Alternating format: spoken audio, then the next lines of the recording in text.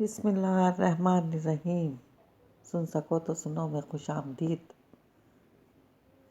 آج کا ناول ہے عزیز کی شام سے پہلے، جو لکھا ہے اقرا صغیر احمد نے۔ آپ کو یہ ناول کیسا لگ رہا ہے، اس بارے میں ہمیں ضرور آگاہ کیجیے گا، اور ہمارے چینل کو سبسکرائب کریں، بیل آئیکن کو پریس کرنا مت بھولیے گا، تاکہ آنے والی تمام اقساط، تمام ناولز آپ کو بر وقت ملتے رہیں۔ اور آپ ہم سے کون سا ناول سننا چاہتے ہیں یہ بھی ہمیں بتائیے گا، تاکہ ہم آپ کی فرمائش پوری کر سکیں۔ شکریہ۔ تو اب چلتے ہیں اگلی قسط کی طرف۔ بارشوں کے موسم میں بارش تو ہوتی ہیں، دل میں بھیگ جانے کی خواہش تو ہوتی ہیں، مثل کے اجالوں کی اوڑھنی میں چھپ کر بھی ہجر کے اندھیروں کی وحشتیں تو ہوتی ہیں۔ وہ سر پکڑے گو کی حالت میں بیٹھا سوچ رہا تھا رائما کی گمشدگی کے متعلق، کہ وہ آخر کہاں غائب ہوئی ہے۔ وہ اس کی سماعتوں میں کچھ آوازیں گونجیں۔ جنگلہ میں کھڑا وہ گن لیتا رہا، پھر اس کے قدم لان کے عقبے حصے کی طرف بڑھے۔ وہ اس کی پریشانی سے بے خبر کپڑے دھونے میں مصروف تھی۔ احد گہری سانس لے کر رہ گیا۔ کچھ دیر قبل ہونے والی بے سکونی اطمینان میں بدل دی گئی۔ رائما اس کے آواز سے بے خبر کپڑے دھونے میں مگن تھی۔ ٹب جھاگ سے بھرا ہوا تھا۔ بیڈ شیٹ، کپڑے اور احد کی ٹی شرٹس اور ٹراؤزر وغیرہ عارضی طور پر باندھی گئی رسیوں پر سوکھ رہے تھے۔ اس نے تنقیدی نگاہوں سے کپڑوں کو دیکھتے ہوئے رائما کو دیکھا، اور پانی سے شرابور نل کھولے ڈھپ ڈھپ کپڑے دھو رہی تھی۔ احد کو متوجہ کرنے کے لیے کھنکارنا پڑا۔ رائما اپنی سوچوں میں گم تھی کہ اس کی آواز پر ایک دم چونکی اور کولر اور قریب رکھے گیلے دوپٹے کو سر پر ڈالتے ہوئے نل بند کر کے بیٹھی کی بیٹھی رہ گئی۔ یہ کیا کر رہی ہو؟ کس نے کہا تمہیں یہ سب کرنے کے لیے؟ اس کا لہجہ سرد تھا۔ کسی نے نہیں، کپڑے اتنے گندے ہو رہے تھے اس لیے میں نے دھو دیے۔ یہ کپڑے لانڈری جاتے ہیں، گھر میں واش نہیں ہوتے۔ مجید بابا کی غیر موجودگی کی وجہ سے کپڑے نہیں گئے لانڈری، تم نے گھر میں دھو ڈالے۔ گھر میں کپڑے دھونا منع ہے کیا؟ وہ اس کی طرف پشت کیے ہوئے گویا ہوئی تھی۔ احد کا موڈ بری طرح خراب تھا۔ سنو، تم یہاں مہمان ہو اور مہمان بن کر ہی رہو۔ مالکن بننے کے خواب مت دیکھو۔ ایسی باتوں سے میں انسپائر ہونے والا نہیں ہوں۔ وہ ایک قطعی بے رحم و بے حس شخص تھا۔ اپنے اظہار رائے کے سامنے وہ سامنے والے کی عزت احساس کی قطعی پرواہ نہیں کرتا تھا۔ میں آپ کو انسپائر کرنا بھی نہیں چاہتی احد صاحب۔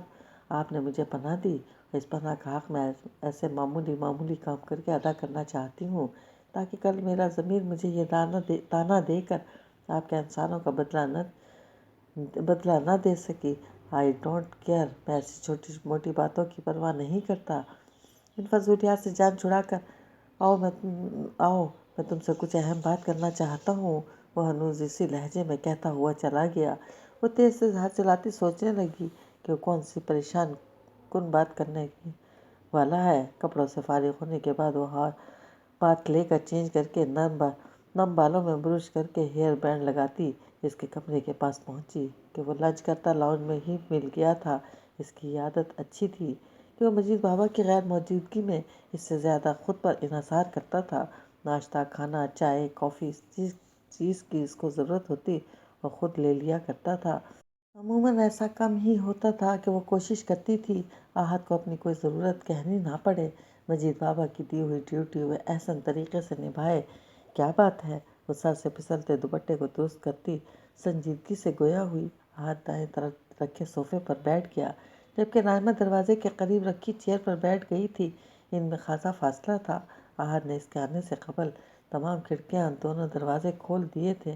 مجید بابا کے جانے کے بعد اس نے بے حد محتاط رہنا شروع کر دیا تھا۔ وجہ رائما کی موجودگی تھی۔ وہ نہیں چاہتا تھا اس کے کردار پر شک کا معمولی سا بھی دھبا لگے۔ کاجل سے شادی کے انکار پر ڈیڈ نے کیا الزام نہ لگائے۔ وہ بے حد سنجیدگی سے اس سے مخاطب ہوا۔ بات یہ ہے کہ میرے کولیگ کو عاشق علی نے کال کی تھی۔ اس نے وڈیرے اور مبشر کے درمیان ہونے والی گفتگو اپنے اور مبشر کی گفتگو اس کو ہو بہو سنا دی۔ اس دوران ان کی نگاہیں گاہے بگاہے اس کی طرف اٹھ رہی تھی۔ لیمن کلر کی کرتی اور دوپٹے پر وائٹ کڑھائی تھی اور وائٹ ٹراؤزر میں دوپٹے کو سلیقے سے اوڑھے اس کا سادہ پاکیزہ چہرہ نور سے چمک رہا تھا۔ وہ گمسم خاموش تھی، چہرے پر عجیب سے رنگ پھیل رہے تھے۔ احد نے طویل خاموشی پر نگاہ اٹھا کر دیکھا اور اس کا دل انکہی کیفیت کا شکار ہو گیا تھا۔ کیا یہ لڑکی اس وڈیرے کی منقوہ ہو سکتی ہے؟ اس کے چہرے پر ایک خاص سادگی دیکھ رہے تھے۔ وہ ان چھوئی کلیوں کی زینت ہوتا ہے۔ اس طرح چپ رہنے سے مسئلہ حل نہیں ہوگا۔ مجھے کیا کرنا ہے یہ جواب دو، قبل اس کے کہ نگاہ پھسلتی ہی چلی جاتی۔ اس نے نگاہوں کے احترام کو برقرار رکھا۔ میں کیا جواب دوں؟ اب آپ فیصلہ کر چکے تو میرے انکار اقرار کی کوئی گنجائش کہاں رہتی ہے؟ اس کی لرزتی ہوئی آواز میں آنسوؤں کی نمی پنہاں تھی۔ کیا مقصد ہو اس بات کا؟ میں سمجھا نہیں۔ میں نے یہاں آتے ہی بابا کو ہر بات بتا دی تھی اور یقیناً انہوں نے بھی آپ سے کوئی بات نہ چھپائی ہوگی۔ سب جان کر بھی آپ انجان بن رہے ہیں، تو پھر میں کس طرح سے آپ کی بات کو یقین دلا سکتی ہوں کہ میرا اس خبیث شخص سے کوئی تعلق نہیں تھا؟ وہ جھوٹ بول رہا ہے۔ اس کے وجیح چہرے پر گہری سنجیدگی تھی۔ وہ اس کی ایک بات غور سے سن رہا تھا، لیکن چہرہ سپاٹ اور انداز میں بے نیازی اور بے پرواہی نمایاں تھی۔ مگر میں تمہاری بات پر کس طرح یقین کروں؟ کیا ثبوت ہے تمہارے پاس جس سے تم ثابت کر سکو کہ جو تم کہہ رہی ہو وہ سچ ہے؟ آپ عاشق کی بات پر یقین کر چکے ہیں کیونکہ اس میں آپ کا مفاد ہے، آپ کی جاب کی سلامتی کی بات ہے، اس لیے آپ میری بات پر یقین کر کے بھی یقین نہیں کریں گے۔ آپ اس کا مطالبہ ماننے کا فیصلہ کر چکے ہیں۔ میں بھی اب آپ سے یقین کی بھیک نہیں مانگوں گی، مگر یہ بات میری یاد رکھیے گا، وہ جھوٹا فریبی شخص ہے۔ میرے حصول کے لیے جو اس نے وعدہ کیا ہے وہ کبھی بھی وعدہ وفا نہیں کرتا، یہ اس کی سرزنش میں شامل ہے۔ وہ کہہ کر واپسی کے لیے چلی۔ اس نے ایزی ہو کر بیٹھتے اس کے لہراتے آنچل کو دور تک دیکھا تھا۔ انگیجمنٹ کے انویٹیشن کارڈ دیکھتے ہوئے شاہ رخ صاحب دوسری کرسی پر بیٹھے ان کے لیے چائے بناتے ہوئے مجید بابا سے ان کا حال احوال دریافت کر رہے تھے۔ ان کے خوشگوار موڈ کو دیکھتے ہوئے وہ مؤدبانہ لہجے میں گویا ہوئے، شاہ رخ بیٹے، اگر برا نہ مانیں، آپ نے تو کچھ کہوں، آپ سے کچھ پوچھنے کی جسارت کر سکتا ہوں۔ ارے آپ کو کب سے ضرورت پڑنے لگی بابا بات کرنے کے لیے اجازت کی؟ آپ ملازم نہیں، اس گھر کے فرد ہیں، جو پوچھنا ہے بلا اجازت پوچھیں۔ بہت شکریہ بیٹا، آپ لوگوں کی اس بے لوث محبت نے ہی مجھے کبھی یہ محسوس نہیں ہونے دیا کہ میں لاوارث اور بے سہارا ہوں۔ اپنوں کی محبتیں بہت قیمتی اور انمول ہوتی ہیں۔ چھوٹا منہ بڑی بات ہوگی بیٹا، وہ کہتے ہوئے ہچکچا رہے تھے۔ آپ دل بڑا کر لیں، احد بیٹے کو معاف کر دیں۔ آپ تو جانتے ہیں اچھی طرح ان بہن بھائی میں کتنی محبت ہے۔ یہاں اپنی مونا بیٹی اور بہو بیگم کا چہرہ اترا دیکھ رہا ہوں، ادھر احد بیٹے کا بھی یہی حال ہے، وہ بھی مضطرب و ملعون ہے۔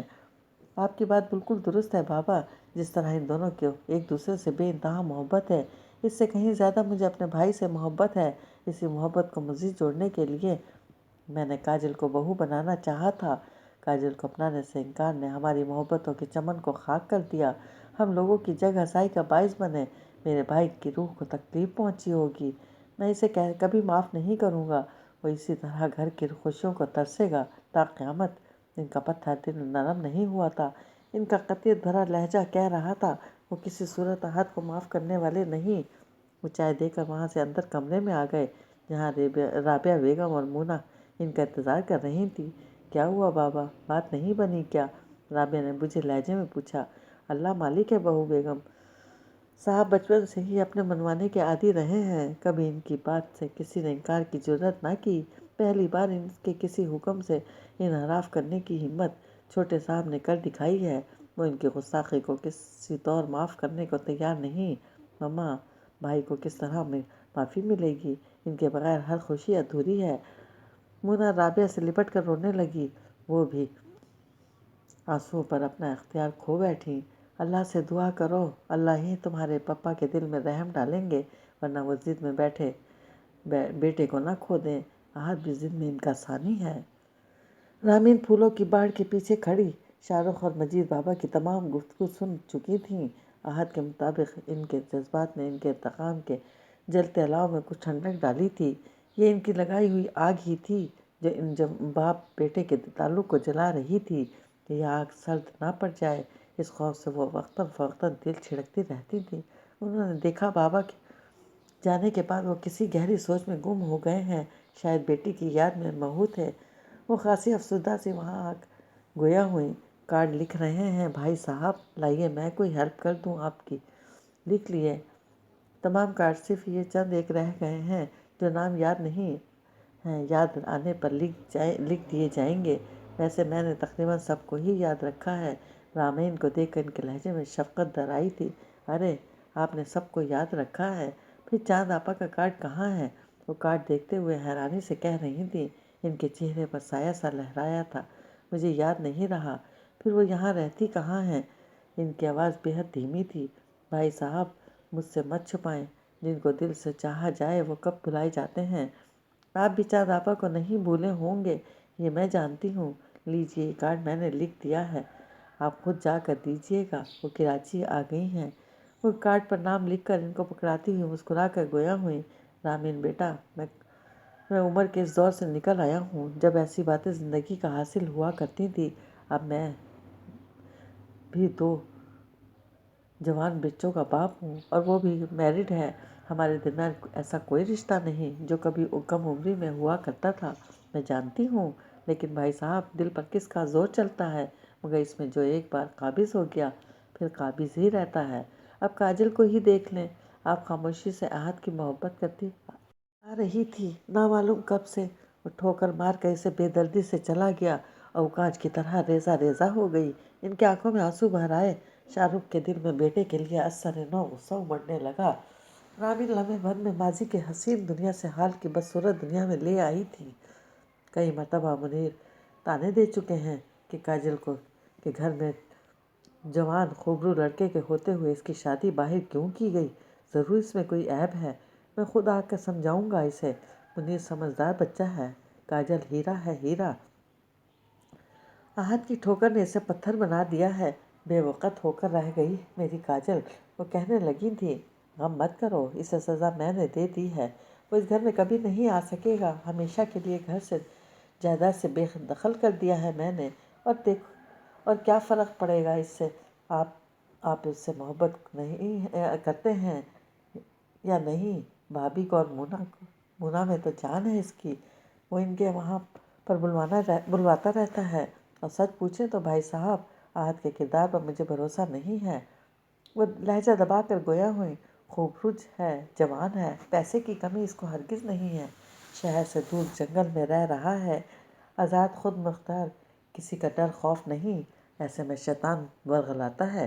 میری بات مانیں بھائی صاحب، اس پر بے لگام مت چھوڑیں، نگاہ رکھیں اس پر، میں نے کہا نا میری بلا سے وہ کہیں بھی منہ کالا کرتا پھرے، مجھے پرواہ نہیں ہے۔ وہ کارڈ سمیٹتے ہوئے بے پرواہ لہجے میں کہہ رہے تھے۔ کیسی باتیں کرتے ہیں آپ بھی، وہ منہ کالا کرے گا تو سیاہی ہمارے چہروں پر آئے گی، آپ لاکھ بے دخل کر دیں احد کو، مگر ہمارے خاندان کا ہی وارث ہے، وہ کہلائے گا اکلوتا وارث، سمجھ رہے ہیں نا آپ۔ وڈیرے عاشق علی سے بات ہوئی تو اس نے ملاقات کے لیے اسے تنہا ہی بلایا تھا۔ مبشر اور دیگر ساتھیوں نے اس کے تنہا جانے پر خاصی مخالفت کی تھی۔ وڈیرے کے مطابق ان کے پاس کچھ مکمل معلومات تھیں، اس کے ظلم و عیاشیوں کے چرچے دور دور تک پھیلے ہوئے تھے۔ یہاں معاملہ بھی ایک ایسی لڑکی کا تھا جو شادی کی رات بھاگ گئی تھی، پھر اس کو احد کے ساتھ دیکھا گیا تھا۔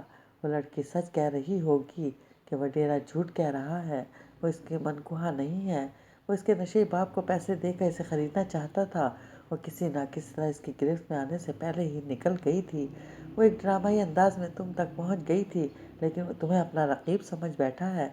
اچھا پھر میں چوڑیاں پہن کر گھر میں بیٹھ جاؤں، اس نے اکھڑے لہجے میں کہا، ہر وقت تمہاری ناک پر غصہ رہتا ہے، بات سمجھنے کی کوشش نہیں کرتے ہو، جیسے لوگ اپنی زمین اور عورت کسی کو نہیں دیتے، خواہ لاشوں کے ڈھیر کیوں نہ لگانے پڑ جائیں، وہ بھی اپنی ضد سے باز نہیں آئے گا۔ ان کے اتنا سمجھانے کا اس پر کوئی اثر نہ ہوا تھا، وہ تنہا ہی تھا، مگر وہ تینوں کولیگ ہی نہیں دوست بھی تھے، وہ بھی دوسری گاڑی میں ان کے پیچھے آئے تھے اور باہر رک گئے تھے۔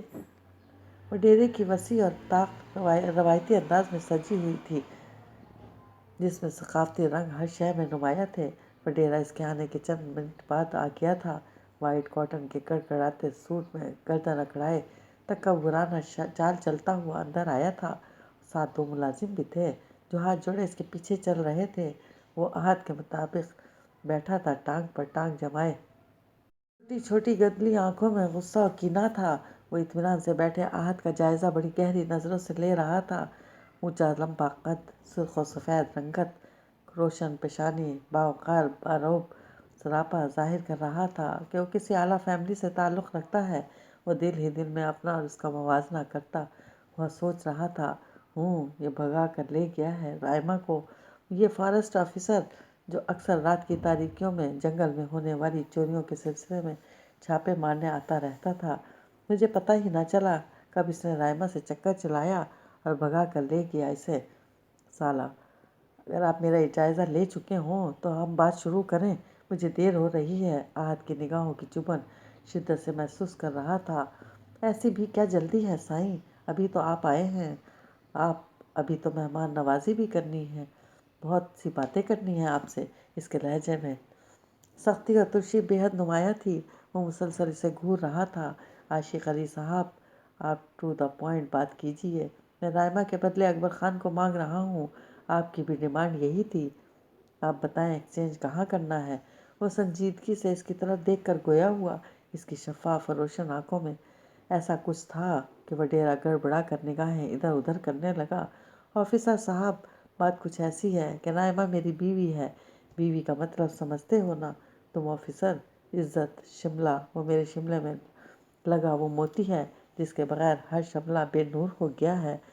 وہ وہاں موجود ملازموں کو جانے کا اشارہ کرتا ہوا کہہ رہا تھا، میں جھوٹا برتن استعمال نہیں کرتا اور نہ کسی کی اترن میں نے پہنی ہے، مگر یہاں معاملہ میری عزت کا، میری گاؤں کی عزت کا ہے۔ تمہارا جھوٹا مجھے مجبوراً کھانا پڑے گا، تمہاری اترن پہننی پڑے گی۔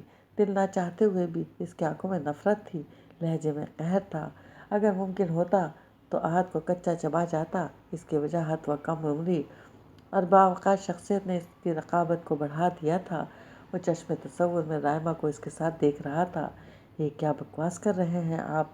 میں آپ سے بےہودہ گفتگو کرنے نہیں آیا، وہ سخت لہجے میں اس سے جب مخاطب ہوا۔ سچ بات پر بندہ اسی طرح بھڑک اٹھتا ہے بابا۔ اس لڑکی کو تم کس نیت سے بھگا کر لے گئے تھے؟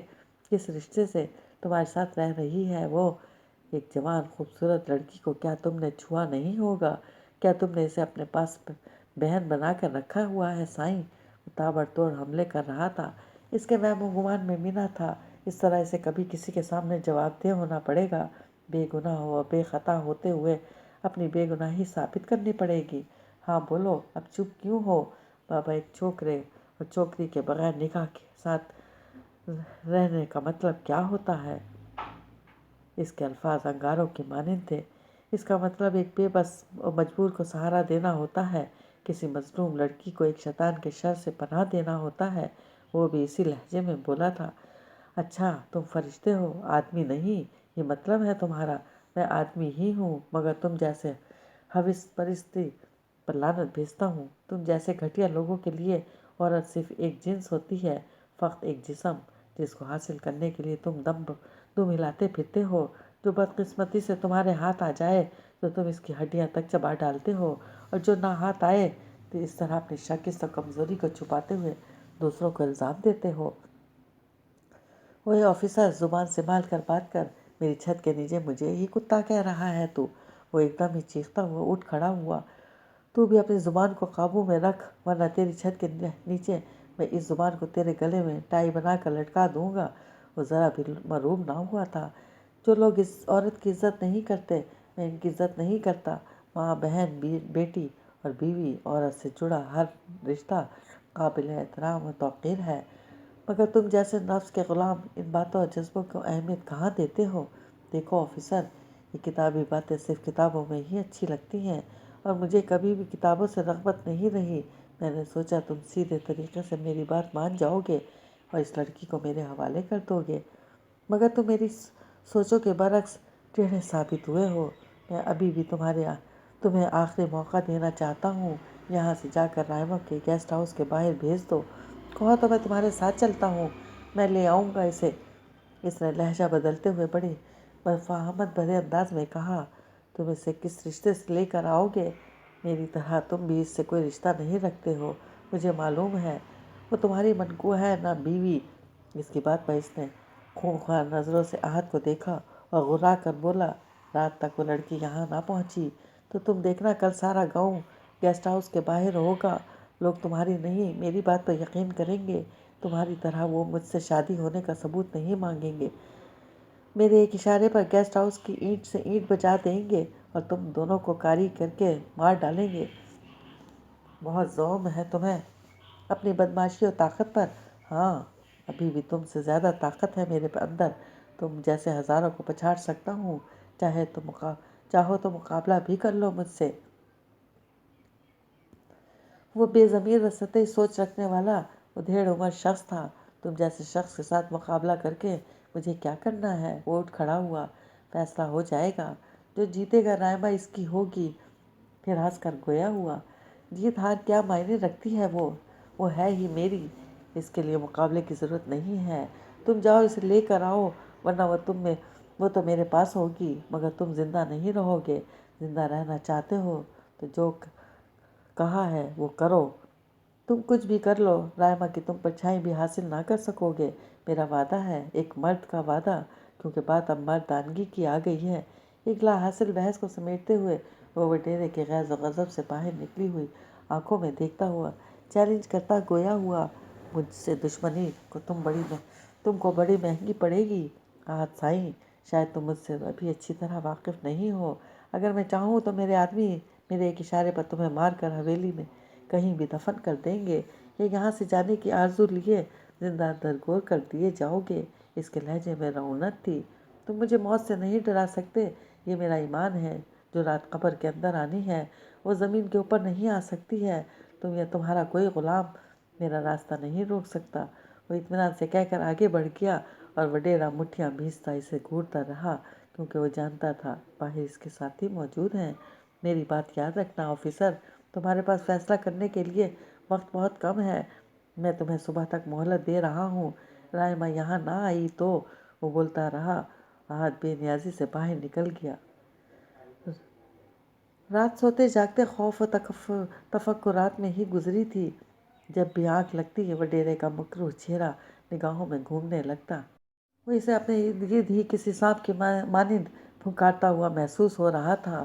آج سے وہ کسی خیر کی امید نہیں رکھتی تھی کہ کل رات تک اس کا رویہ بڑا روڈ تھا۔ وہ کوئی نرمی اور درگزر کرنا نہیں جانتا تھا، یا صرف اس کے لیے ہی دل میں گداز پن نہ تھا۔ وہ پہلے دن سے اس بد مزاج، اکھڑ پن و سرد مہری سے پیش آتا تھا۔ اس کی پہلی کوشش یہی تھی کہ وہ کسی طرح یہاں سے چلی جائے، اور اب قدرت نے اسے موقع فراہم کر دیا تھا۔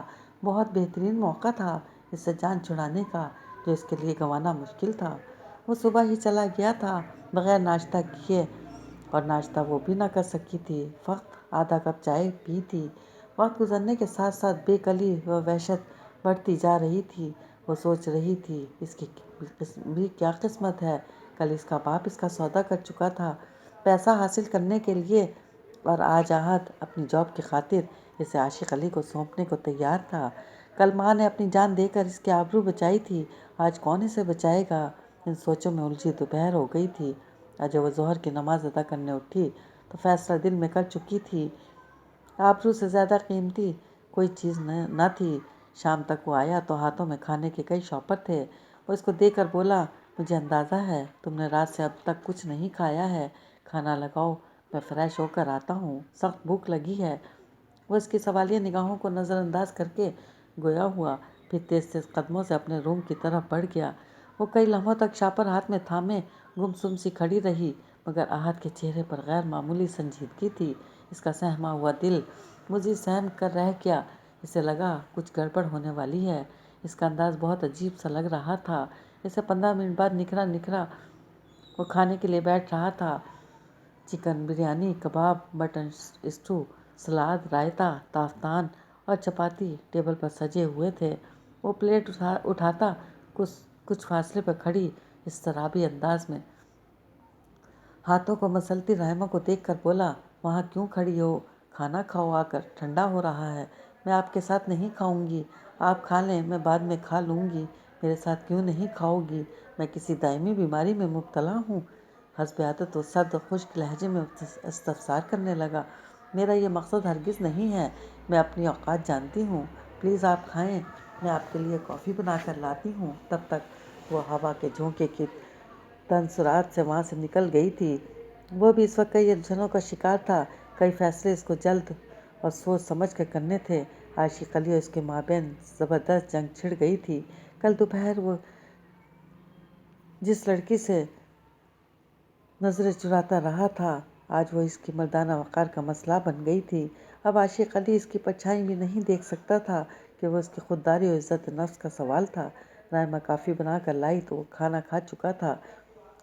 سب کھانا جوں کا توں رکھا تھا، بھوک شاید اسے بھی نہ تھی، چند لمحے لے کر اٹھ گیا تھا۔ ابھی رائمہ کافی لے کر اس تک بڑھی تھی کہ فضا فائرنگ سے گونج اٹھی۔ فائرنگ اتنی شدید اور اچانک ہوئی تھی کہ در و دیوار لرز اٹھے تھے۔ ادھر منگنی کی تقریب بہت دھوم دھام سے جاری تھی۔ شہر کے اعلیٰ ہوٹل میں رنگوں، خوشبو اور قہقہوں کے طوفان امڈ آئے تھے۔ شاہ رخ صاحب کا شمار ملک کے بڑے صنعت کاروں میں ہوتا تھا۔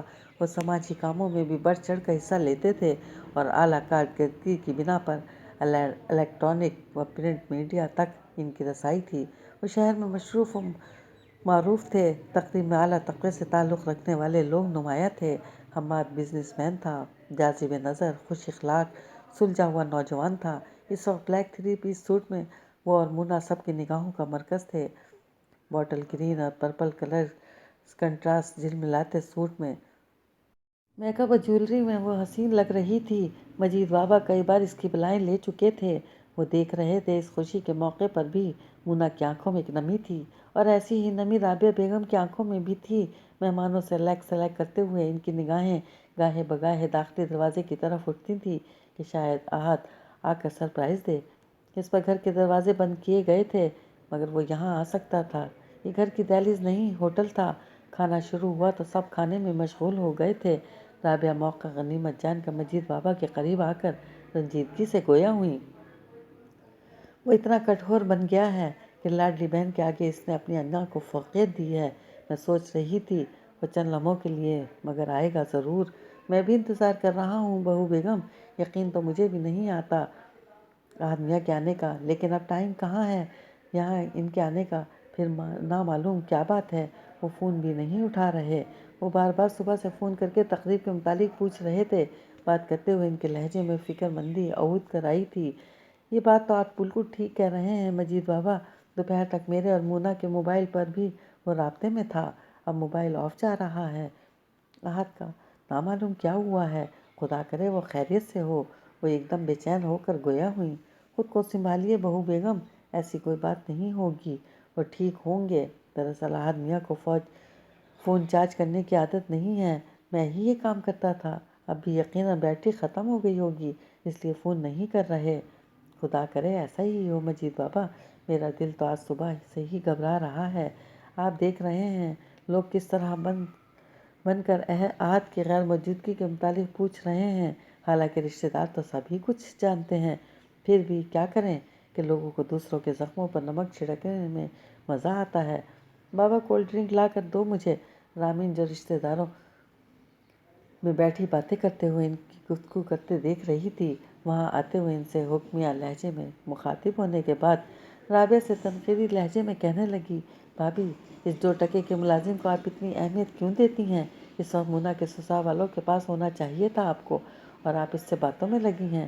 جب ہی وہ اتنا سر چڑھ گیا ہے کسی کو خاطر میں نہیں لاتا۔ رامین وہ ملازم ہی صحیح مگر بزرگ ہیں، ان کے بارے میں بولتے وقت لہجے کو احترام کے دائرے میں رکھا کرو۔ مونا کے سسرالیوں کی فکر مت کرو، وہ کم ظرف نہیں ہیں جو ذرا سی بات کو ایشو بنا کر تماشا کھڑا کریں۔ میں تو ملازم کو ملازم ہی سمجھتی ہوں بھابھی، خدا آپ کچھ بھی کہیں۔ خیر میں یہ کہہ رہی تھی، ادھر دیکھیں بھائی جان کس طرح چاند آپا پہ لٹو ہو رہے ہیں۔ انہوں نے اسٹیج کی طرف اشارہ کیا جہاں بلو سلک کی ساڑی میں ملبوس خوش شکل پروقار خاتون کا تعارف وہ اپنے داماد سے کرا رہے تھے۔ شاہ رخ صاحب کا انداز بے حد نارمل عام سا تھا، مگر وہ جانتی تھی وہ دلربا سی عورت ان کی چاہت تھی۔ کسی زمانے میں وہ ان سے شادی کے آرزو مند تھے۔ چاند آپا کی جگہ ان کے پہلو میں آپ کو موجود ہونا چاہیے تھا، اور آپ ہیں کہ ان سے بے خبر مجید بابا کے ساتھ گپ شپ میں لگی ہیں۔ انہوں نے گہری نظر رابعہ پر ڈالتے ہوئے ان کے چہرے سے حسد جاننے کی صحیح کی تھی جس میں ان کو شدید ناکامی ہوئی تھی۔ وہ ایسی ہی نظر آ رہی تھی، پرسکون و بے فکر۔ حسد و جلن کی رمق تک چہرے پر نہ آئی تھی۔ چاند سے کئی بار مل چکی ہوں اور آج بھی وہ سب سے پہلے مجھ سے ملی ہیں۔ وہ بے حد نفیس اور بے ضرر خاتون ہیں۔ اور رہا سوال شاہ رخ کا، تو میرے لیے یہی اطمینان کافی ہے، چاند ان کا ماضی تھی اور میں ان کا حال ہوں۔ فائرنگ اتنی شدید تھی کہ کھڑکیوں کے شیشے تڑ تڑ کی آواز کے ساتھ ٹوٹ ٹوٹ کر گر رہے تھے۔ کافی کا مگ ان کے ہاتھ سے گر گیا تھا۔ وہ سراسیمہ ماسی وہیں کھڑی تھی۔ لاؤنج اور ڈرائنگ روم کا داخلی دروازہ اندر کی طرف سے آتا تھا، جبکہ اندر کی دیواریں عقب طرف تھیں، جو حصہ جنگل کی طرف تھا۔ وہ ان دیواروں میں قد آور کھڑکیاں تھیں۔ ان کھڑکیوں اور دیواروں کو نشانہ بنایا گیا تھا۔ احد نے اڑتے شیشوں اور گولیوں سے بچنے کے لیے صوفے کی سمت جست لگائی تھی۔ دشمن اس کی سوچ سے بھی آگے کی چال چلنے والا تھا۔ اسٹوپڈ، اس طرح کھڑی کیوں ہو؟ سٹ ڈاؤن، سٹ۔ ابھی وہ اسے نیچے بیٹھنے کا کہہ ہی رہے تھے کہ کھڑکی سے ایک انگارہ اڑتا ہوا عین اس کی طرف بڑھا تھا، اور احد نے جھکے جھکے ہی آگے بڑھ کر اس کا ہاتھ پکڑ کر کھینچا تھا۔ وہ چیختی ہوئی گری تھی۔ گولی اسی لمحے اس کے سر سے گزر کر دروازے میں پیوست ہوئی تھی۔ وہ بے حد آسان تھی، کلائیوں میں پڑی چوڑیاں ٹوٹ کر بکھر گئی تھیں۔ احد نے اس کا ہاتھ چھوڑا اور غصے سے بولا، میری سوچوں سے بھی زیادہ تم اسٹوپڈ ہو۔ ابھی وہ بلٹ ڈور کی جگہ تمہارے اس بو سے بھرے دماغ میں پیوست ہو چکی ہوتی۔ عجیب لڑکی ہو تم۔ وہ جھنجھلاہٹ بھرے لہجے میں اس سے مخاطب ہوا تھا۔ وہ آہستگی سے اٹھ کر صوفے کے پیچھے بیٹھ گئی تھی۔ وہ بے حد ہراساں تھی۔ فائرنگ متواتر ہو رہی تھی اور ان کی جگہ سے اٹھنے کا موقع نہیں مل رہا تھا، لیکن وہ دیکھ رہی تھی۔ وہ بالکل بھی خوف زدہ اور فکر مند نہیں تھا۔ کئی کالز اس نے کی تھیں، مگر دوسری طرف سے ایک بھی اٹینڈ نہ کی گئی۔ مجھے معلوم تھا، پولیس نام قانون کا لیتی ہے مگر کام مجرموں کا کرتی ہے۔ کوئی کال وغیرہ نہیں کر رہا ہے، پک نہیں کر رہا ہے۔ آج خود اگنور کر رہے ہیں میری کال کو۔ وہ موبائل نیچے پھینک کر غصے سے بڑبڑایا، اور پھر چند سیکنڈ بعد فائرنگ بند ہو گئی تھی۔ یہیں بیٹھی رہو، اٹھنا نہیں ابھی، وہ تیزی سے اٹھتا ہوا اس سے کہہ رہا تھا۔ اس نے سر ازبات میں ہلا دیا۔ دل کی حالت ابھی بھی بے قابو تھی۔ فائرنگ کا دورانیہ صرف 5 منٹ تھا، مگر شدید تھی کہ ابھی بھی کانوں میں جھنجھلاہٹ اور بدن میں سنسناہٹ کم نہ ہوئی تھی۔ وہ کھڑا ہو کر در و دیوار کا جائزہ لے رہا تھا۔ وہاں انیس کے فون کی گھنٹی بجی تھی۔ ابھی جو تم نے دیکھا وہ بے حد معمولی سا ٹریلر تھا، فلم ابھی باقی ہے۔ اگر زندہ اس جگہ سے نکلنا چاہتے ہو بابا، تو رائمہ کو بھی اسی وقت یہاں چھوڑ جاؤ۔ دوسری طرف عاشق علی کی پکارتی ہوئی آواز تھی۔ اس نے ایک نگاہ سہمی ہوئی رائمہ پر ڈالی تھی اور پھر موبائل کان سے لگائے باہر نکل گیا تھا۔ اور اسی وقت میں اسے لینے آ رہا ہوں۔ میری عزت کسی غیر مرد کے پاس ہو اور معلوم ہونے کے بعد میں سو جاؤں، یہ ناممکن بات ہے۔ حاکمیت اور صفا کی بھرا لہجہ، وہ بہت جذباتی اور غیر بے چین لگ رہا تھا۔ محسوس کی جانے والی کھلبلی تھی۔ میں نے کہا تھا نا تم سے کہ رائمہ میری انا، میری غیرت کا مسئلہ ہے۔ تم اس کی پرچھائی بھی نہیں دیکھ سکو گے۔ ابھی جو تم نے تماشا دکھایا ہے، میں اس سے معروب ہونے والا بھی ہرگز نہیں ہوں۔ وہ لان میں نکل آیا تھا۔ رائمہ کے سامنے اس کی ہی متعلق بات کرنا اسے معیوب لگ رہا تھا۔ آفیسر، تم اپنی موت کو آواز دے رہے ہو۔ شیر کے منہ سے شکار چھیننا کیا اتنا آسان سمجھا ہے تم نے؟ وہ پوری طاقت سے چیخا، شیر کے منہ سے شکار چھیننا بالکل آسان ہے میرے لیے۔ تم رائمہ کو بھول جاؤ، یہی تمہارے حق میں بہتر ہے۔ نہ وہ تمہاری تھی، نہ ہے اور نہ ہوگی۔ اگر وہ میری نہیں ہے تو تیری بھی نہیں رہے گی آفیسر۔ تجھے ابھی میری طاقت کا اندازہ نہیں ہے۔ تو یہاں سے زندہ نہیں جا سکتا۔ یہاں دور تک کوئی تیری مدد کو نہیں آئے گا، سمجھا؟ ابھی بھی وقت ہے، رائمہ کو چھوڑ دے۔ دوسری طرف وہ شاید غصے اور بے بسی سے اپنے بال نوچنے لگا تھا۔ ہمت ہے تو چھڑوا لے، میں چیلنج کر رہا ہوں۔ یہ کہہ کر اس نے لائن ڈسکنیکٹ کر دی اور مڑا تو رائمہ کو اپنے قریب کھڑے دیکھ کر اس نے گہری سانس لی تھی۔ وہ نامعلوم کب سے اس کی پشت کے پیچھے کھڑی تھی اور فقط چہرہ بتا رہا تھا۔ وہ سب سن چکی ہے اور اس نے بھی ٹائم ضائع کیے بنا عاشق علی سے کی گئی گفتگو سے کچھ حصے سنا دیے۔ اب کیا ہوگا؟ وہ ڈیرا چھوڑے گا نہیں، وہ کاری کرا دے گا۔ وہ ایک دم ہی خوفزدہ ہو کر رونے لگی۔ پلیز ٹیک اٹ ایزی، آنسو ہر مسئلے کا حل نہیں ہوتے۔ وہ کس قدر شاطر اور مکار آدمی ہے یہ آئیڈیا مجھے ہو چکا ہے۔ ہمیں یہاں سے نکلنا ہوگا۔ یہ جگہ بالکل بھی سیف نہیں رہی۔ وہ گاؤں کے لوگوں کو رات کی تاریکی میں لانے سے بھی گریز نہیں کرے گا، کیونکہ وہ پہلی بار کسی کو حاصل کرنے میں ناکام رہا ہے۔ ایسے لوگ زخمی سانپ کی مانند ہوتے ہیں جو ہر وقت اپنے دشمن کو ہلاک کرنے کی سعی میں مبتلا رہتے ہیں۔ جاؤ، جا کر فٹافٹ اپنے سامان پیک کرو، ہمیں ابھی نکلنا ہوگا یہاں سے۔ وہ اس کو کہہ کر کسی کو کال کرنے لگا تھا۔ بے گناہ اور بے خطا ہونے کے باوجود کاری ہو کر مرنے کے لیے وہ تیار نہ تھی۔ جس عزت کو بچانے کے لیے اس کی ماں کو قتل ہونا پڑا تھا، اسے گھر چھوڑنا پڑا تھا، اور یہاں اس سرفرش بد مزاج شخص کی جلی کٹی سن رہی تھی۔ وہ بدلحاظ، بد مزاج، کٹھور، مگر اس نے کبھی بھی اس کی بے بسی اور تنہائی سے فائدہ اٹھانے کی سعی نہ کی تھی۔ اور جب سے بابا گئے تھے اس کی کوشش یہی ہوتی تھی کہ اس سے کم سامنا ہو۔ اتنی دیر لگا دی معمولی سا سامان پیک کرنے میں۔ وہ دستک دیتا اندر آتا ہوا بولا۔ اس نے جلدی سے چھوٹا سا بیگ اٹھایا اور کھڑی ہو گئی۔ آہت کے ہاتھ میں ایک بڑا بیگ تھا۔ اس نے بنا کچھ کہے رائما کے ہاتھ سے بھی بیگ لے لیا اور تیز تیز چلتا ہوا باہر نکل گیا۔ اس کی تقریر میں اسے بھی کرنا پڑی۔ گیٹ کے باہر کار کھڑی تھی اور ساتھ ہی بندوقیں تانے دو ملازم ٹائپ آدمی کھڑے تھے۔ آہت نے سامان ڈگی میں منتقل کرنے کے بعد اسے کار میں بیٹھنے کا اشارہ کیا اور خود ان دونوں کی کچھ ہدایت دے رہا تھا۔ وہ دونوں چوکیدار تھے جو مؤدبانہ انداز میں اس بات میں سر ہلا رہے تھے۔ وقت 9-10 بجے کے درمیان کا تھا، مگر باہر پھیلی سناٹا ویرانی ماحول کو پرہول بنا رہی تھی۔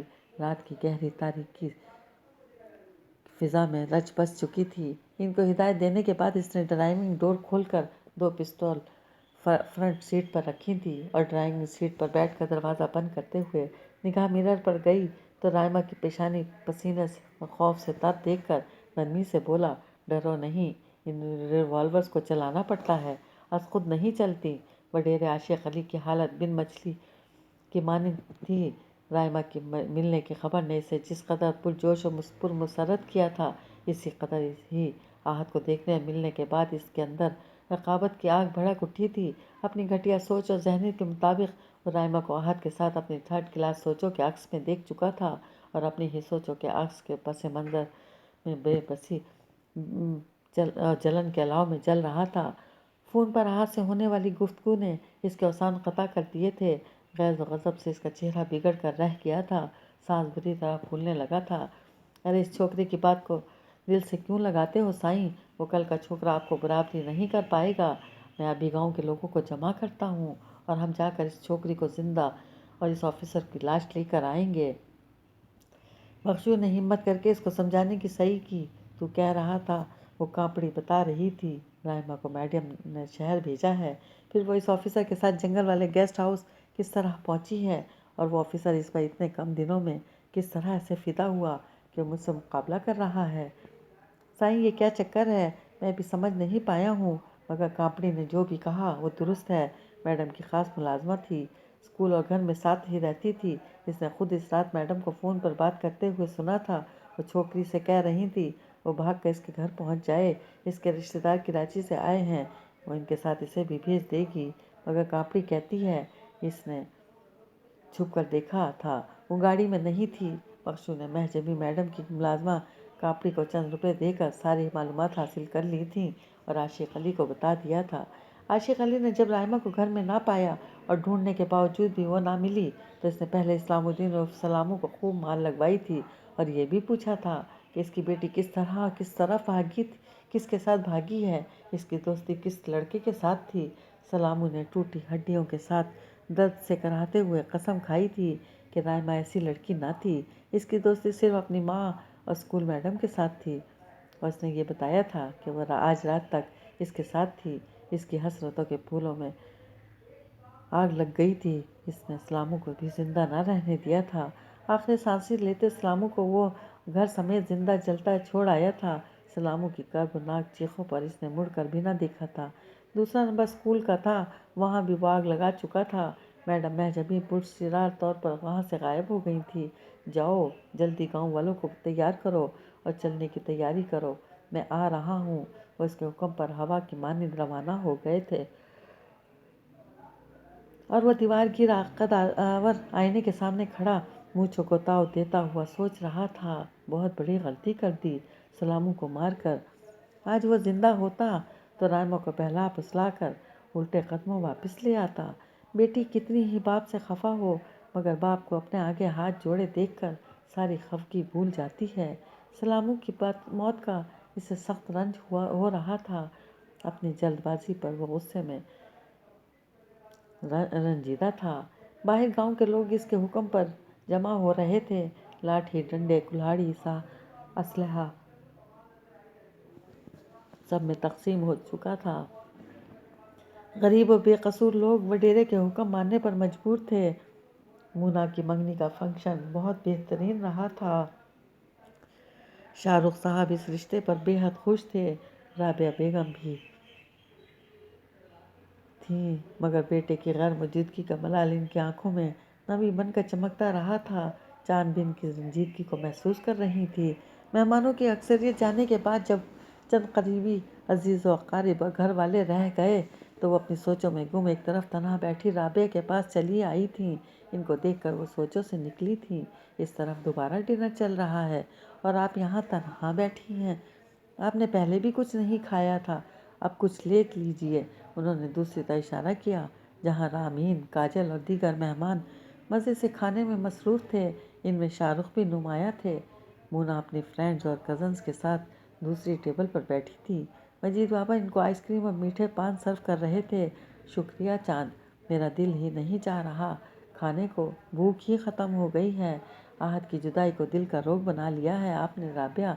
रोग खुद ब खुद लग जाते हैं, इन्हें लगाने की ज़रूरत कहाँ पड़ती है। आपने देखा पूरा शहर गोया उमड़ आया था इस तकरीब में। शाहरुख ने चपरासी से लेकर मिनिस्टर तक को इनवाइट किया था, मगर एक कॉल वो आहत को भी कर देते तो क्या कमी आ जाती। हमारी पहली खुशी से हमारा बेटा महरूम रहा।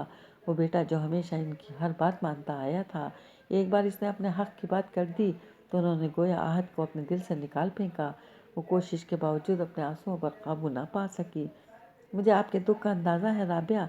एक माँ के लिए हर खुशी अधूरी होगी, लेकिन मैं शाहरुख की संग दिली और हठधर्मी से भी वाकिफ़ हूँ।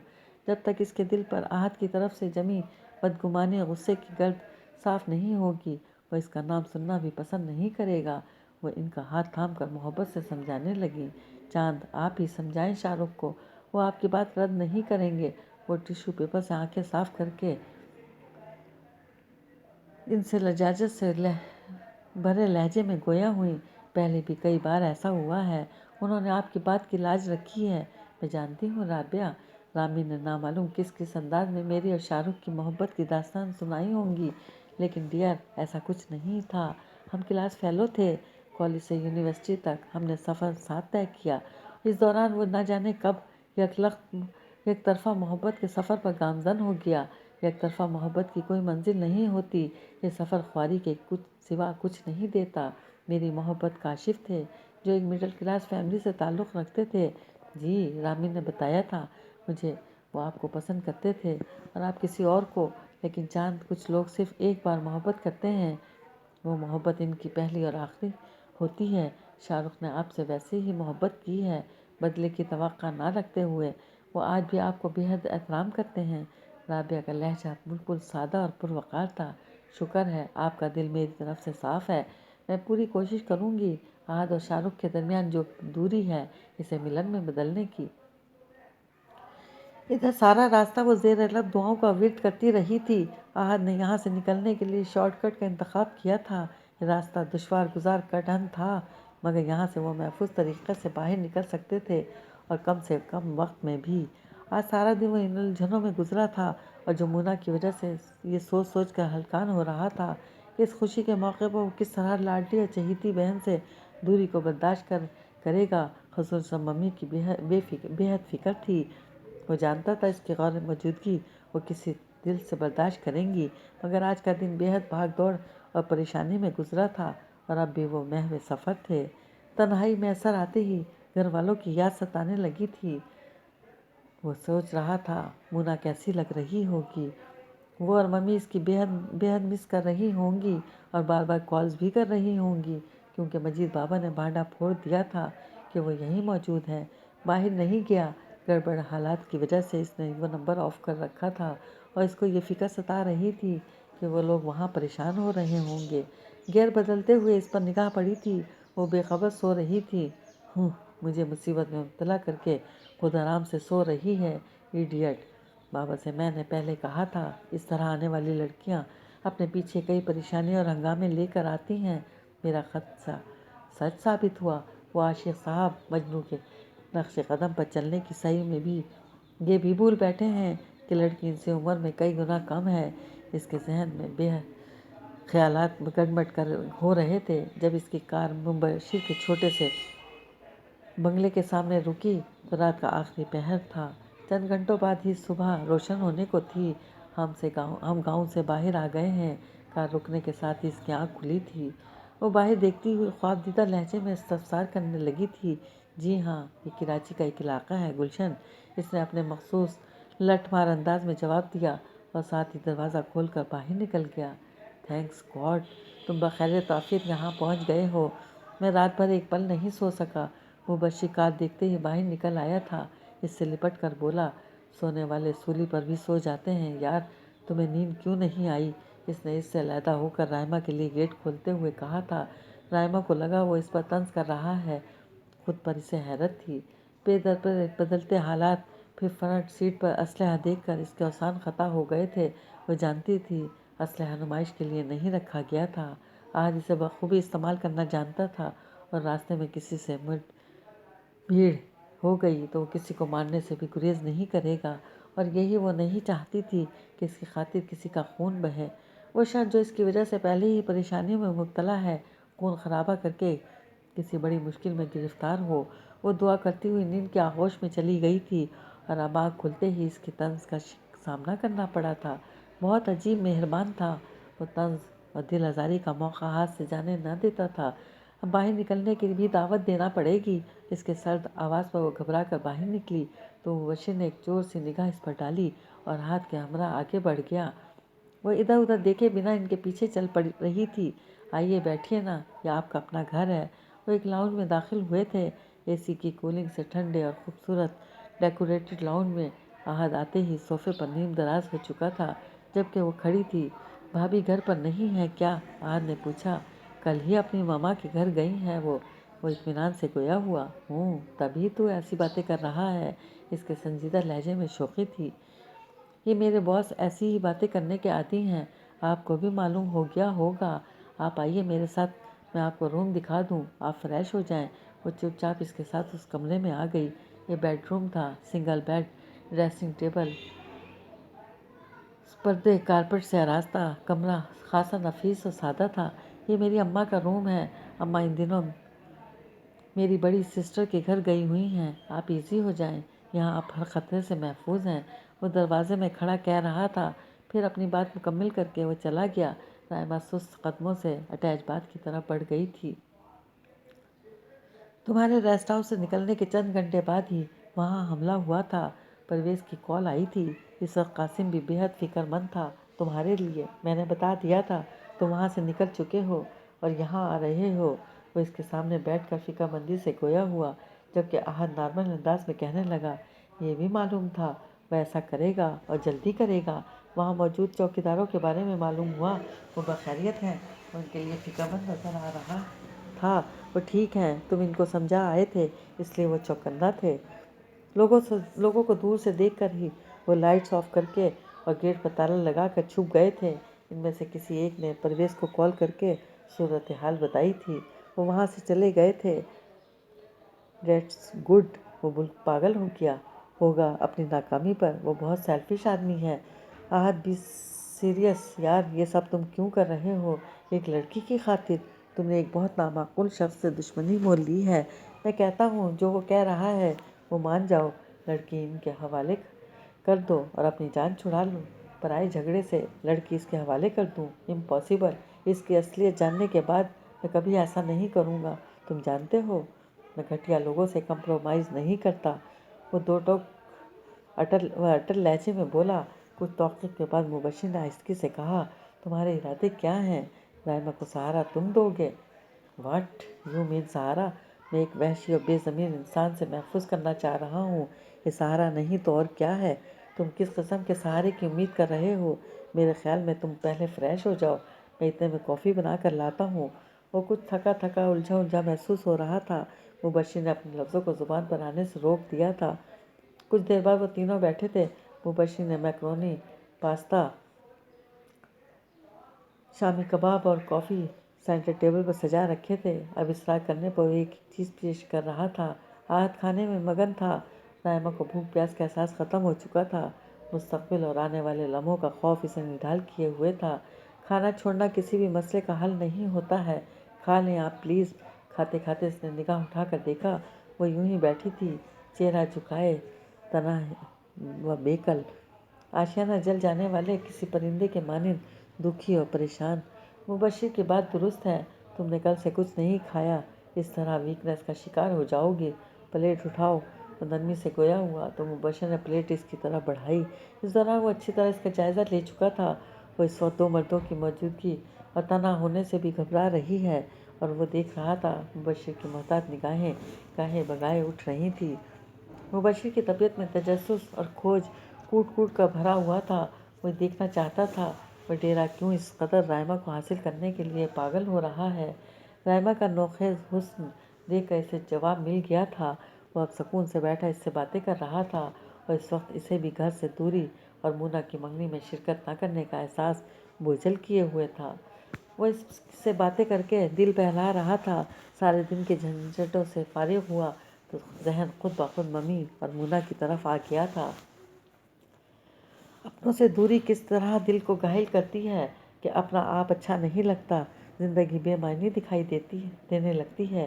مجھے معلوم تھا تم مونا کو بےحد مس کر رہے ہوں گے اور آنٹی کی فکر بھی ہوگی۔ یہ ملال تو مجھے ساری زندگی رہے گا، میری وجہ سے خوشیوں میں بھی انہیں آنسو بہانے پڑے ہوں گے۔ میں جانتا ہوں وہ مجھے بھولنے والی نہیں ہے۔ ممی کی نگاہیں آخری وقت تک گیٹ کو ہی تک رہی ہوں گی اور مجھے نہ پا کر اپنے آنسو چھپائے الگ تھلگ بیٹھ گئی ہوں گی، اور مونا وہ بھی اپنے آنسو مسکراہٹوں میں چھپائے ہوگی۔ مائی سویٹ سسٹر، اس کا لہجہ دکھ کی آنچ سے پگھل رہا تھا۔ اپنوں کی تڑپ میں مبتلا کتنی دل آویز آواز تھی۔ طرز و ترش سے پاک لہجہ چاہتوں کی خوشبوئیں لٹاتا صرف اس کے اپنوں کے لیے تھا۔ وہ سن رہی تھی اور سوچ رہی تھی، وہ اپنوں سے بہت محبت کرتا ہے۔ وہاں سے وہ پھر اس کمرے میں آ گئی تھی، نیند اس کی پہلے ہی پوری ہو چکی تھی۔ وہ سوچ رہی تھی ماں اللہ کی کتنی بڑی رحمت ہے، جب تک وہ ماں کی ممتا کی چھاؤں تلے تھی، وقت کی بے رحمی اور بے دردی سے محفوظ تھی۔ اگر اسکول سے واپسی پر معمولی سی دیر ہو جاتی تو وہ پریشان ہو کر دیکھنے نکل جاتی تھی، اور اس کی آنکھیں بند ہوتے ہی وہ در بدر بھٹکنے لگی تھی۔ اس کے بعد ایک اجنبی ٹھکانہ دیکھنا پڑ رہا تھا۔ انہی سوچوں میں گری تھی کہ اذان کی آواز سماعتوں میں آنے لگی۔ وہ وضو کے لیے اٹھ گئی۔ وڈیرے عاشق علی کی اوطاق میں پنچایت کے بڑوں کے علاوہ پولیس کے افسران اور اس کے وکیل بیٹھے تھے۔ رات احد اور رائما کو وہاں نہ پا کر اس نے سب کو بلوا لیا تھا۔ وہ سب صبح سویرے ہی وہاں پہنچ گئے تھے۔ وڈیرا گھائل ناک کے مانند لوٹے لگا رہا تھا۔ اس کا ایک ہی مطالبہ تھا، کسی بھی طرح رائما کو اپنے روبرو دیکھنا چاہتا تھا، اور ساتھ ہی احد کی لاش بھی، جس کو ٹھوکریں لگانے کا آرزومند تھا۔ مجھے قانون نہیں پڑھا وکیل، اپنی غرض پر تم بھری عدالت سے مجرم بھگا دیتے ہو، اور تمہیں کوئی پوچھنے والا بھی نہیں ہوتا۔ آج مجھ پر وقت پڑا ہے تو مجھے بتا رہا ہے، یہ مشکل ہے، یہ ممکن نہیں ہے۔ فیس کس بات کی لیتا ہے تو مجھ سے؟ سامنے بیٹھ وکیل پر وہ ہاتھ اٹھا کر دھاڑا تھا۔ زوردار تماچے سے وکیل کا منہ گھوم گیا تھا، مگر وہ خاموش رہا تھا۔ وہاں پر موجود دوسرے لوگوں کے چہروں پر ہوائیاں سی اڑنے لگی تھیں۔ سائیں، بات کو سمجھنے کی کوشش کرو، پہلی بار ایک غلط بندے سے الجھ پڑے ہو تم۔ احد شاہ رخ کوئی عام چھوٹی موٹی اسامی نہیں ہے، اس پر آسانی سے دھاوا بول دیا جائے۔ اس کے باپ کا شمار اعلیٰ اثر و رسوخ والے بندوں میں ہوتا ہے۔ ایسے شخص پر ہاتھ ڈالنے کے لیے اسٹرانگ پلاننگ کرنی ہوگی۔ خاصے تحقق کے بعد دوسرے وکیل نے تحمل اور تدبر بھرے لہجے میں سمجھایا تھا، ارے بابا، اس کا باپ گیا بھاڑ میں، مجھے اس کے عہدے اور تعلقات سے مت ڈرا، مجھے صرف اور صرف وہ لڑکی چاہیے، لڑکی اور بس۔ ایسا کیا ہے اس لڑکی میں سائیں؟ تمہاری زندگی میں آنے والی وہ پہلی لڑکی تو نہیں ہے اور نہ ہی آخری ہوگی۔ سائیں ادھر ادھیڑ عمر ایس پی جو اس سے خاصا قریب تھا بے تکلفی سے گویا ہوا کہ مجھے نہیں پتا اس لڑکی میں ایسی کیا بات ہے، مگر مجھے لگتا ہے وہ مجھے نہ ملی تو میں مر جاؤں گا۔ بابا کچھ بھی کرو اس کو لے آؤ، مجھے وہ ہر حال میں چاہیے۔ اگر ایسی ہی بات تھی تو پھر اتنی آگے کیوں بڑھنے دی، پہلے ہی اٹھوا لیتے لڑکی کو، اتنی خواری نہ اٹھانا پڑتی۔ بابا ہو گئی غلطی، کیا کروں، اب میں اسے اس حویلی کی رانی بنانا چاہتا تھا اور وہ بھاگ گئی، اس نے میرے جذبات کی ذرا قدر نہ کی، اس لڑکے کے ساتھ رہ رہی ہے، یہ خیال ہی مجھے آگ میں جلانے لگتا ہے۔ وہاں موجود تمام لوگوں کی آنکھوں میں حیرانی بدرجہ اتم موجود تھی۔ ایک بے حد معمولی سی لڑکی کی خاطر اس جیسا طاقتور و نڈر شخص دیوانہ بنا ہوا تھا۔ خود کو سنبھالیں سائیں، معاملہ بے حد پیچیدہ ہے، مگر آپ کی خاطر ہم سر جوڑ کر بیٹھے ہیں، مسئلے کا حل نکل آئے گا، مگر کوئی اگر مگر نہیں۔ بابا مارو، قتل کر دو، پورے شہر کو آگ لگا دو، جو کرنا ہے کرو، مجھے بس وہ لڑکی رائمہ چاہیے، جلد از جلد، بنا کسی تاخیر کے۔ وہ حاکمانہ لہجے میں گویا ہوا۔ اتوار کی وجہ سے وہ لوگ خاصے دیر سے بیدار ہوئے تھے۔ رائمہ کمرے سے باہر نہ نکلی تھی، اسے اس جگہ اجنبیت محسوس ہو رہی تھی۔ 10 بجے کے بعد ان کے بولنے کی آوازیں آنے لگی تھیں۔ مبشر ان کے کہنے پر باہر سے ناشتہ لینے گیا تھا۔ اس کے جانے کے بعد وہ اپنے گھر کال کرنے لگا تھا۔ وہ ممی سے معذرت کر رہا تھا، مونا کو منا رہا تھا، بہت محبت تھی اس کے لہجے میں، بے انتہا پیار امڈ رہا تھا۔ اس نے کی ہول سے جھانکا، وہ سامنے صوفے پر نیم دراز تھا، گرے ٹراؤزر اور وائٹ ٹی شرٹ میں ملبوس، نکھرا نکھرا خاصا فریش لگ رہا تھا۔ دوسری طرف سے شاید بہت زیادہ خفگی کا اظہار کیا جا رہا تھا اس کے کل کے فنکشن سے غیر حاضری پر، اور وہ اپنی مصروفیت کی ریزن دے رہا تھا۔ میری وجہ سے اپنی بہن کی منگنی بھی اٹینڈ نہیں کر سکا، کتنی محبت کرتا ہے اپنی بہن سے، کاش میرا بھی کوئی بھائی ہوتا تو میں یوں در بدر کی ٹھوکریں نہ کھا رہی ہوتی۔ وہ کی ہول سے ہٹ آئی اور دل میں ایک عجیب درد جاگ اٹھا۔ اس کی باتوں کی واضح آواز ہنوز آ رہی تھی، مگر اس کی دلچسپی ختم ہو گئی تھی۔ مبشر نے ناشتے کے لوازمات سے ٹیبل بھر دی تھی۔ ناشتے کے دوران وہ اپنی جاب سے ریلیٹڈ گفتگو کرتے رہے تھے اور مبشر اچھے میزبان کے فرائض ادا کرتا اسے ڈشز پیش کرتا رہا تھا۔ ناشتے کے بعد اس نے مبشر کو برتن اٹھانے سے روکتے ہوئے کہا، مبشر بھائی آپ رہنے دیں، میں اٹھا رہی ہوں۔ ارے آپ مہمان ہیں، رہنے دیں، اچھا نہیں لگے گا مہمان سے کام کرانا۔ مہمان کام کرنے دو، مہمان صرف ایک دن کا اچھا ہوتا ہے، اب نہ معلوم انہیں یہاں کتنا عرصہ رہنا پڑے۔ اتنا عرصہ مہمان ہاتھ پہ ہاتھ رکھ کر بیٹھا رہے تو وہ بالِ جان لگنے لگتا ہے۔ وہ اپنے مخصوص لہجے میں بے پرواہی سے گویا ہوا۔ رائمہ یہ سن کر ہی شاکڈ رہ گئی کہ اسے نامعلوم کتنا عرصہ یہاں رکنا پڑے گا۔ اس کی اس کیفیت کو دونوں نے ہی نوٹ کیا تھا۔ مبشر نے پرخلوص لہجے میں کہا، ان کو کتنا عرصہ بھی رہنا پڑے، موسٹ ویلکم، میرے نزدیک مہمان رحمت ہوتا ہے، وہ بالِ جان نہیں، تم اپنی منطق اپنے پاس ہی رکھا کرو۔ وہ کہہ کر برتن اٹھانے میں اس کی مدد کرنے لگا۔ سنو، وہ کچن سے باہر نکل رہی تھی جب وہ وہاں آ کر گویا ہوا، تم یہاں بالکل محفوظ ہو، کسی بھی قسم کی فکر کرنے کی ضرورت نہیں ہے، ریلیکس ہو کر رہو، یہاں ضرورت کی ہر چیز موجود ہے، اگر کچھ چاہیے تو بتا دو۔ لائٹ بلو پینٹ اور ڈارک بلو شرٹ میں ملبوس، خوشبوئیں بکھیرتا وہ فاصلے پر کھڑا پوچھ رہا تھا۔ اس نے نفی میں سر ہلا دیا، زبان سے کچھ بولا ہی نہ گیا کہ آنسوؤں کا گولا حلق میں پھنس کر رہ گیا تھا۔ مبشر اور وہ جا رہے ہیں، وہ اپنی وائف کے پاس جائے گا اور میں آج کا دن اپنی فیملی کے ساتھ رہوں گا۔ وہ بولتے بولتے رکا تھا۔ رائمہ کے بے آواز آنسو گرنے لگے تھے۔ اس نے بے اختیار اس کی طرف نگاہ ڈالی تھی۔ وہ اپنے چہرے کو آنچل کی اوٹ میں رکھتی تھی۔ اب بھی وہ حصار قائم تھا، ہمیں کل آفس جوائن کرنا ہے، رات کو ہم روانہ ہو جائیں گے، معاملہ جب تک کلیئر نہ ہو جائے تمہیں یہاں رہنا ہوگا، میں فون کرتا رہوں گا، تمہیں گھبرانا نہیں۔ اس کی گھٹی گھٹی سسکیاں، بے آواز آنسو اس کے اندر کہیں نامانوس دستک دینے لگی تھے۔ وہ کچھ دیر سے تکتا رہا، پھر شانے جھکا کر وہاں سے چلا گیا۔ وہ تنہا یہاں کس طرح رہ سکتی ہے یار، پھر یہ معاملہ اتنی جلدی حل ہونے والا نہیں ہے، نامعلوم کیا کیا فیس کرنا پڑے گا ابھی۔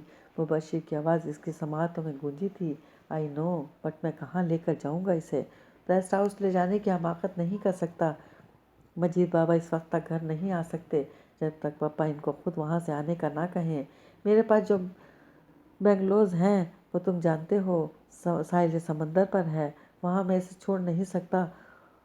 वो रात को सुनसान हो जाता है। ये तुम्हारा घर आबादी के दरमियान है। इसका लहजा धीमा और मुतफक्कर सा था, जैसे कह रहा हो वो क्या करे। रेस्ट हाउस में वो तुम रह रहे थे, रात में यहाँ आ जाया करो। ये पॉसिबल नहीं है, मैं रात भर सफ़र नहीं कर सकता। फिर भी ट्राई करूँगा कि मजीद बाबा किसी तरह पापा से इजाज़त ले लें तो इनकी यहाँ मौजूदगी बेहतर होगी। बात सारी तन्हाई की है। अम्मी और मामा 1-1.5 साल से पहले आने वाली नहीं हैं। असल फिसाद की जड़ वो खुद है। अब इतना तो इसे बर्दाश्त करना पड़ेगा। मैं इसकी खातिर जॉबलेस होकर बैठने से तो रहा, एक तो बेबस बला गले पड़ गई है। फिर प्लीज़ प्लीज़ यार, क्या कह रहे हो, ज़रा सोचो तो सही। आवाज़ बाहर जा रही है, वो सुन रही होगी। क्या सोचेगी, इतनी इंसल्ट मत करो इसकी। मुबश्शिर ने घबरा कर कहा, कम ऑन निकलो, मम्मी और मोना वेट कर रही होंगी मेरा। इसके लहजे में बेनियाजी थी।